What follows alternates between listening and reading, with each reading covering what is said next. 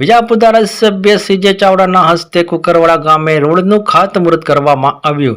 ભૂદેવોના મંત્રોચ્ચાર સાથે સીસી રોડનું ખાતમુહૂર્ત કરવામાં આવ્યું।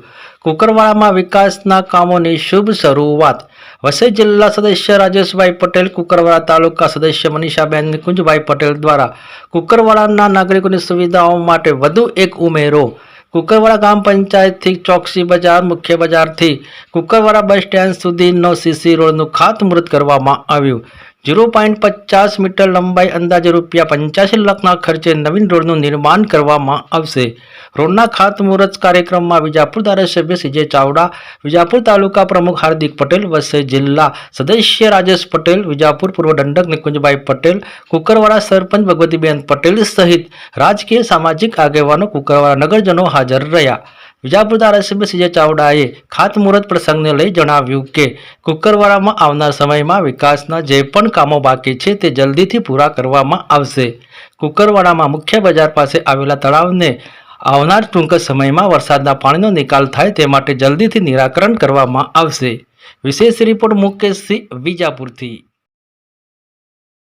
ગુજરાત રાજ્યમાં માનનીય ભૂપેન્દ્રભાઈની સરકાર ગામડાઓ અને નગરોને પણ શહેરી વિસ્તારના જેમ વિકાસશીલ બનાવવા માટે ગ્રાન્ટ ફાળવતા આવ્યા છે।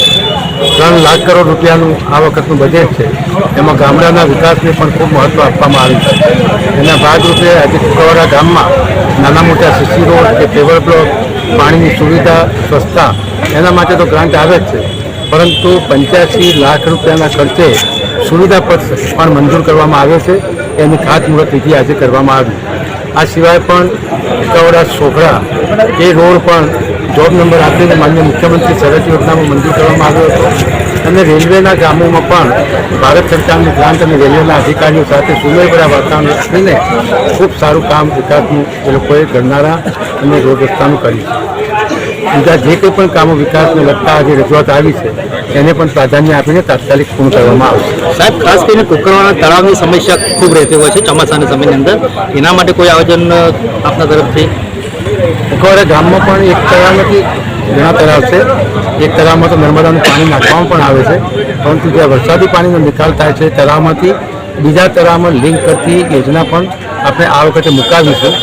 નાની પાઇપલાઇનથી તો એક તળાવમાંથી બીજા તળાવમાં જ્યારે ઉભરાય ત્યારે પાણી જાય છે, પરંતુ ભારે વરસાદના કારણે ઘણી વખત પાણીનો ભરાવો થાય છે। આપણે રિચાર્જ વેલ પણ મંજૂર કર્યા છે, એટલે આ વખત રિચાર્જ વેલ અને બીજી કોઈ યોજના દ્વારા એક તળાવથી બીજા તળાવમાં પાણી નાખીને વરસાદી પાણીનો ભરાવો ગામમાં ન થાય એના પ્રયત્ન